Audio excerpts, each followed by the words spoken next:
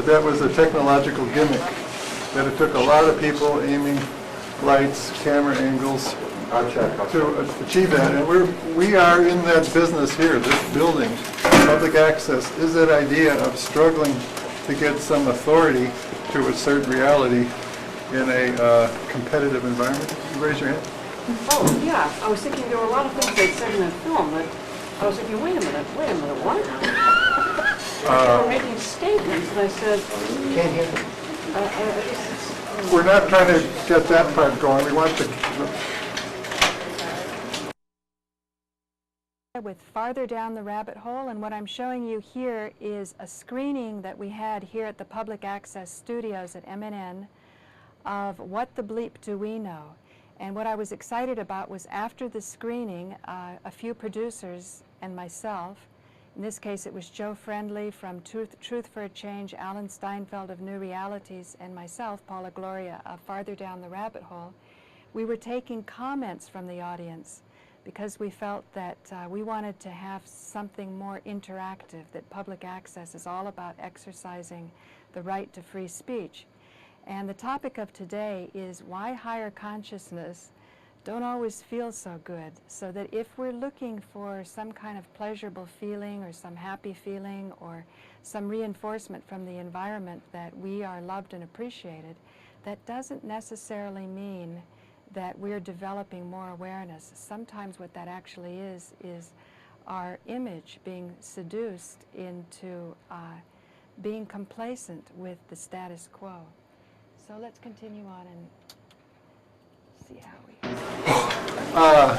as far as I'm concerned, all I'm worried about with the microphone... So what Joe's doing is trying to tell people that we were setting up the cameras and the lights, and he's explaining how public access works, that volunteers just come out, learn how to use equipment that was part of the deal that was given back to the public after the public paid for the cables to be put in the ground. So the $1 billion that Time Warner is making every year is off of infrastructure that the taxpayer paid for. And so now we're going to have people from the audience coming up and giving their feelings and opinions about why they feel the movie was valuable or perhaps not valuable if they didn't feel that's the case, because we don't always have to agree. We need a new reality right now? you disagree? Oh, wait. Well, the movie doesn't go into... The point of the movie was how we create our reality, and Joe's having him come up to the mic here. Let's see if we can set you up. Now here's a guy. Let me pause just to make sure I get my 2 cents worth in here. Yeah, I think... This fellow has had some very interesting experiences of higher consciousness or achieved enlightenment. But notice as he talks, he starts to rub against the status quo, and it gets a little bit uncomfortable, and that's why I'm saying higher consciousness always has this sort of torturous quality to it. So let's carry on with this guy. Is our director, does he have you? He'll be explaining what he felt the limitation of the movie was, not in creating better thoughts, but in understanding who we are beyond thought. You'll notice everybody's shivering. It was freezing cold. This was done last Halloween. Okay. So, I think what the movie is saying that our thoughts create reality. I think that's really simple. I'm wondering what happens when thought comes to an end. What I've found is that there's something beyond thought, that there's an energy beyond the machine of thought and mind and all of that. And the movie didn't go into that at all. I mean, merely it was just saying was that, you know, what you think makes reality, but is reality real? Or is it, and what I'm saying is there something beyond? Is there something beyond? Is there a way of living? Is there a way of living which is not rooted in thought? Thought invents reality. So is there something called, what we call like truth, a way of living which is not dependent on the mind? The movie didn't go into that at all. So which I thought was limited, very limited, because thought is limited. What did you like about it? I liked the music. The music was nice. The colors. Yeah. Okay. Wait. May I ask you a question? I'm ready. Yeah, sure. Ask me a question. Oh, you wanted to ask him a question? Yeah. How's this one, Gloria? I think it would be safer to turn off the house mic, Alan. Yeah, but come on.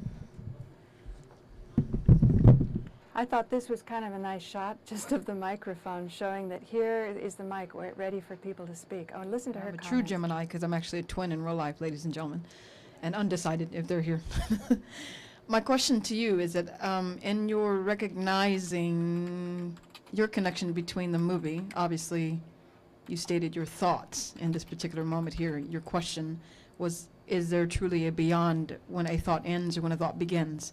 I do not necessarily think... No, I'm saying there is. No, and absolutely there is. I mean, it's a continuum. It's an aggregate form of a continual existence. My question to you is, in your connection of thought, what was your parallel experience? What was your synchronicity with the movie? What did you identify with it, whether it was yay, nay? Obviously, you had a question, and why they did not focus on the continuum of the thought. They didn't really focus on that. But what can you tell me, what is your wisdom that you found in the movie? You know, we all came into this room already knowing what the movie was about, because we never walk into a moment as a new moment. It is always a continuum of an aggregate form of pre-existing moments, as they have said in the movie. So what is your synchronicity with the movie? What you came in here already as a prophet knowing what the movie was going to say, obviously. Well, no, and you did, because you have a connection to it. You gravitated to the movie without even seeing it. So there is a pull there. There is a synchronicity. So my question to you is, can you give the people and myself and what else, the unknown, the as well as the known, can you tell us what is your synchronicity with the movie? What is your affinity to the movie? What I found is that thought is limited. Very good. Yeah. Now I would tell you my synchronicity to the movie. As I was sitting in the movie, I found parallel realities. Is the name Gloria. I met a woman by the name of Paula Gloria this week, okay? Actually, technically it's last week. But so, you know, when the young lady was walking into the church that was called Gloria, I think it was something in Latin, Excel, something, whatnot. So that's a point of synchronicity. I have been experienced in my own awakened reality that in everyone's eyes that we look into, okay, we are not looking into someone else's eyes. We're only seeing ourselves. Because if you look directly into someone's pupils, you will only see yourself, truly, because we are only just mirrors. The iris is a mirror, the pupil is a mirror, the whole eye concept or eye consciousness is nothing but a mirror. So in the movie, they pointed that out as well. So I'm experiencing multiple synchronicities. We meditate by the Hudson River, synchronicity. So it's a rolling synchronicity. So my question to you is, what is the exact synchronicity that you've experienced with this movie? Because truly, this is not a new moment for you. This is just kind of like a water fluid-like thing. It's always continuing. So I just want to pause it here to say the discussion, when we're using our intellect to try to figure out something that's beyond the intellect, it can be a little tense, and we are used to coming forth in our life from a position, from an ego. And I think that's why in the East, when people sit down, you see a lot of the scripture always says, may we meet together in peace. I mean, you're actually praying so that when you assemble, you have your attention on the fact that it's very important to have the hearts open and to know that there can be differences. So let's carry on and feel the type of torturous quality here, but see what happens later on. is the synchronicity. And if you think deeper, you'll find synchronicity moving rapidly and then faster and faster. And then it gets to a point where you can't really contain it. It just kind of is. So what is the deeper synchronicity behind it? Because you're giving me a thought, a concept, but it is more direct. Well, no, you made it into a concept. Do you think I did? I didn't. Did I make I it just into a stated concept? something, but you made it into. Experience. Meaning, Maybe I'm can using you- the wrong word. Meaning, when you're Maybe I'm listening using the to wrong me word. now, right? Yeah. Is it possible not to make an idea of what I'm saying? No, I understand. And by not making it into an idea, you're really listening. Listening. Yes. Listening, right? As long as we're recording, are we listening? Yes. You see, go slow. Can I just interrupt a second? Sure. Just for the sake of some continuity and that other people have an ability to. Now, this is one thing I like about this guy. He always backs off when it gets intense. So that's why I trust that he does have an experience running. But I also appreciate Alicia, the African-American woman, who, by the way, is an extraordinary singer and entertainer. And she's, I would say, coming more from the path of Shakti. Because, you know, she's into movement, she's talking about synchronicity. As I said, I've had the pleasure of seeing what her artistry is like. And he is coming from the position of pure consciousness of Shiva. And I'm just trying to keep the show on the road. Chair, Absolutely. I think that, it's just my guess, I can only assume, that in the movie they were using animation simply to try to give us a model to understand addictive patterns of thinking, and to perhaps suggest that if we understand these certain patterns of thinking, if there's a certain reality that's created to that, perhaps there could be another way. I mean, I'm guessing. Well, When all you say thinking is we don't know what you're asking, what would it look like to depict beyond thought? Maybe that's the whole unknown. Does anyone else have a thought about this? Come and speak. Just I have thoughts and feelings about this. strong ones about what he just said? Come. Chomping at the bit. Chomping at the bit. I hope it's all right. I really need to speak with my energy. Please. Not on the mic, not too close to the mic. I love this guy. He is so New York. He's an artist. Performed in this room before, on Marsha Hertzquitz's show. And I just need to come right from my initial reaction. I'm feeling somewhat overwhelmed by the room. Yes. I was going to say the movie. I was really there in the part about the emotions. And one of the first, it's perhaps a critique. I feel like the language is very limited. The language that we all speak is quite a lot limited. We speak in languages separated from one another, from one nationality to another. This was in English, this movie. And, okay, one particular one, the word what we think. I'll go into the microphone a little if you need it. Okay, the word what we think and what our thoughts are. I did see, and I've come across this before, that thoughts are very motivated, now my definitions, by our feelings. And they are a part of feelings, and feelings are often a whole complex involving what we call thoughts, desires, urges. They're aggregates. Now, have I made things clearer, or have I confused things more? I'm not sure. I did feel overwhelmed, and I found myself at laughter at points in the part with these depiction of the cells and the feelings that were going on. And I don't know what else to say now. I think what we have to go through here, and what it would be good to go through, is a bit of process in people reacting, and maybe from one another, from me, from the movie. And so I'll let it go right now. And Can I just ask you, did you see this movie before you saw No. it here? Okay. I wasn't. Oh, okay. What, and for those who have seen the movie before they saw it here, what I'd be curious about, if in the Manhattan Neighborhood Network studios it would be different, because the purpose of this studio is so the community, just regular people, can talk to regular people, you know, and create better reality. So if anyone was inspired, whether you felt there were limitations to the movie or not, I think all of the people that we've met who were stars, and including the producers, feel the movie is limited. They're not saying this is a perfect finished piece, but it's just an idea to get us to thinking if we can understand how to empower ourselves more, just by observing ourselves. That's how I see. I was- And can we use this as a studio of observation? I was kind of and overwhelmed by the participation? cold, and it seemed to The be a bit cold was of, overwhelming. I'm so sorry about of that. a parallel I'm to not happy on that 17-hour thing.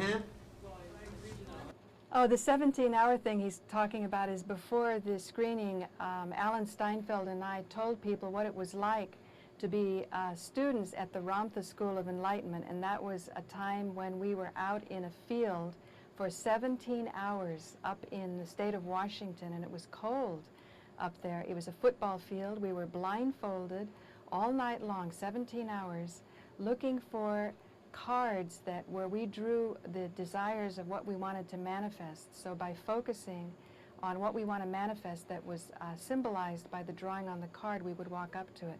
So that's what he's referring to. He said that he feels that he's in this 17-hour ordeal just because it was so freezing cold at MNN. Again, this is a mechanism of Shakti, or sacrifice. Oh, yes. Come. Wait, Claudia just wants to say. Okay. She's seen the movie before. I have seen this movie. Closer to the mic. I have seen this movie before, and this is my second time, and it blew me away even more than the first time. This is a true masterpiece to me, to really try to convey something which is a completely new worldview to many of us. I mean, for us to actually take the material from this film and put this in an everyday reality, to actually really integrate it in our daily life practically, we're just going to transform the whole planet to a new level of consciousness. It's just unimaginable, the possibilities this is going to give every one of us to reach a high potential, a high human potential, a new level of knowledge and consciousness in this world. For me, and I must say that this material has been inside me for my life, and for me to see something on a screen actually expressing it in such a clear and empowering way, it's to me, kudos to whoever had that idea, and thank you for the, that idea to just come into existence and really. People get very emotional about knowledge that indicates that our divinity is within, and we can just say goodbye to victimization, no matter what the circumstances. Some of my viewers are going, "Oh my God, Paula, why are you so into politics these days?" And like it's negative. And I can see that there's a lot of default position, and people in New York that I've been introduced to, mostly through Josh Walensky and Joe Friendly, kind of think spiritual people have their heads in the sand. But on the other hand, I find it so exciting to go into high levels of challenge. I like the fact that I come from one viewpoint and want to meet somebody with another viewpoint. And I encourage the same. If someone has a different viewpoint, bring it on. But I just love the energy of what's going to be following. The beginning, I said, was a little torturous because the fellow was talking about his higher state of consciousness or his enlightenment, and sometimes that can be authority-based, although he does back away and he's not aggressive, and so can be less annoying, so I trust the experience. But we do have to work out together what higher consciousness is. So let's go back to this wonderful. Take that step forward to create a completely new universe for ourselves. Thank you.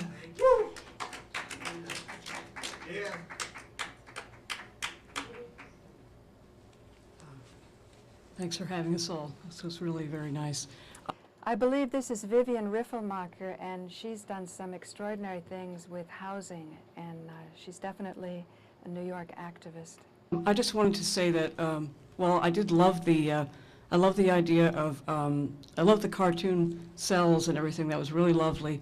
And the whole idea of being able to create, our own reality and sort of get out of destructive patterns and everything. That's a lovely idea.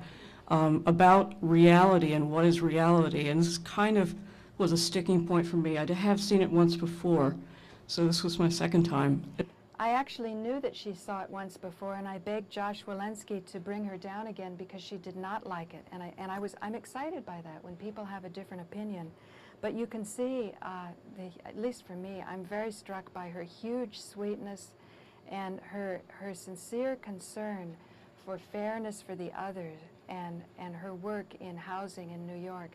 And it always pains me when I see spiritual people just kind of hoard their peacefulness, and if they're born into a situation where they can be a little more comfortable, they don't want to ruin the comfort of their spiritual peacefulness by calling to attention the pain of others. This is not so of this extraordinary woman, Vivian. It seemed we were missing one essential point. It's true that we all have our own realities. Thank you. But then we all have a shared reality. And it's something that maybe that I think the world is missing out on a lot these days. And we need to get back to away from so much the I and me and to the idea of we and the things that we share, the experiences that we share together. And think more, a little of that also. Well, you're doing that right now. Yeah. You know, by stepping up out of the audience and expressing yourselves after a movie like this, I think is an expression of creating a community. And I think Joe Friendly's show, Truth for a Change, expressing a lot of the politics that are happening that mainstream media is not showing. I think some of the downside of that often is people can get that information, and without a strong sense of community, and you're starting to propose new ideas that are not seen on mainstream media, without a strong sense of community, I think those ideas don't find as fertile a ground for constructive action. So I see knowledge as something very empowering. What the movie indicated at the end with Ramtha, that, by the way, I kind of regret here explaining more about the spiritual power behind the movie, as opposed to engaging Vivian more about the idea of community and working together to create new realities here in New York based on her experience as a spiritual activist. But, you know, so be it. That's how it went. It's a 35,000-year-old ascended being who today channels through the body of J.Z. Knight.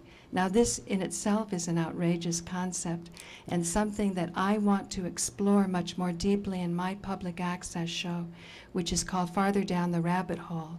This coming up Wednesday at 1 o'clock, I'm going to play an interview that we did with Mihal Ledwith, who was the Catholic priest on this show, and he goes into much greater detail.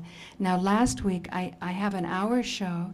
The first half hour is pre-recorded interviews that Alan and I did at this ancient school of wisdom about 5 years ago, before the movie was made. And then the last half hour is call-ins from the viewers.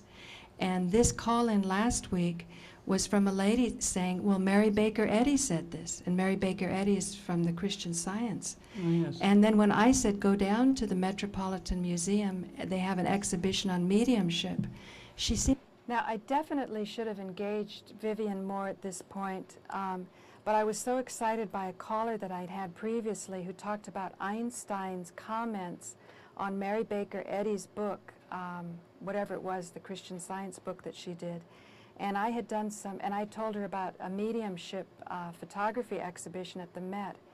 And my caller seemed offended to suggest that Mary Baker Eddy was a medium. But I want to start exploring this a lot more, because I think some of the biggest conspiracies are conspiracies of knowledge, and we really don't understand our holy books and our holy traditions, no matter what they are. So that's why I didn't take advantage of Vivian at that moment.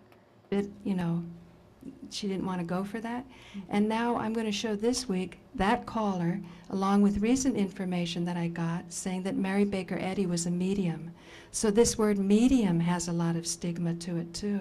There's constantly a tension in all the traditions of the prophets, the clairvoyants, the spiritually gifted, and the priests, those who want to carry out the rules and regulations.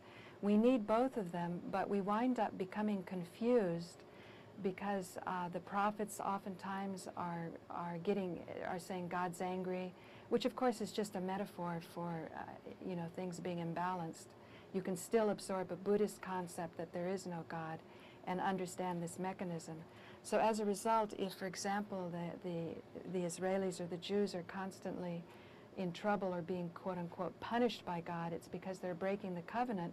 But it's so difficult to know because sometimes priests are saying one things and prophets are saying other things. And how do you determine authentic knowledge?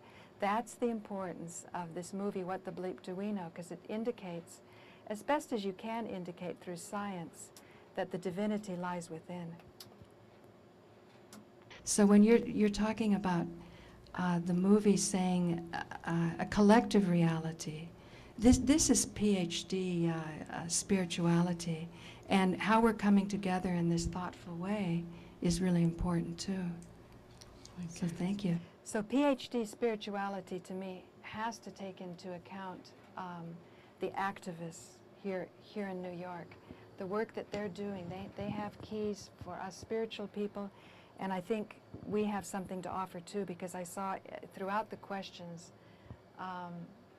people who oftentimes can get a little bit discouraged, angry, and understandably feel oppressed. They're given a lift when they're given access to knowledge and information that can unfold the divine power within, and that is the path of Shakti, because